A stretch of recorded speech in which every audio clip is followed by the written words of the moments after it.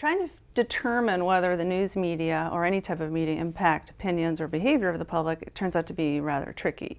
You can ask individuals their opinions toward a variety of issues, and then maybe ask them if they've seen the news on the same topic, and then you might be able to think you draw some conclusions. People that saw coverage of a certain issue then have a certain opinion versus those that didn't see coverage, but you can't actually be certain whether exactly, if they did watch the news on the issue, exactly what they learned, whether they were exposed to information on the topic in other means. So one of the best ways to determine whether news media can impact opinions is through experimentation.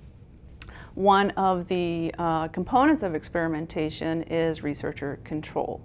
And that means actually a couple of things. One is that researchers control whether individuals are exposed to something or not exposed to. In the case of media effects, you control whether someone's exposed to a news story or they're not exposed to a news story.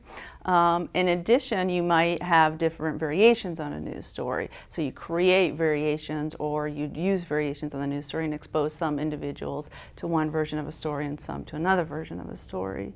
Now this should sound familiar to you because it's very similar. That process is exactly essential to medical drug trials. So if you want to determine if a certain drug is going to have the health benefits that you expect, you cannot draw any firm conclusions if you give the drug to a number of people and just see what happens. What you need to do is expose some individuals to the drug, expose other individuals not to the drug, generally to a placebo, and then you look to see you measure the health response that you assume the drug will create. And if in fact those that received the drug had the desired health response and those that received the placebo did not, then you can conclude that there's some causal effect. The drug caused the reaction. It's really the same when you use experimentation in the social sciences and in political science. Exposure of individuals to, in this case, a media story, and then you look at their attitudes and behavior, ask them some questions, measure those, and you examine whether the people who were exposed to one news story have a different set of attitudes than those who are exposed to a different news story.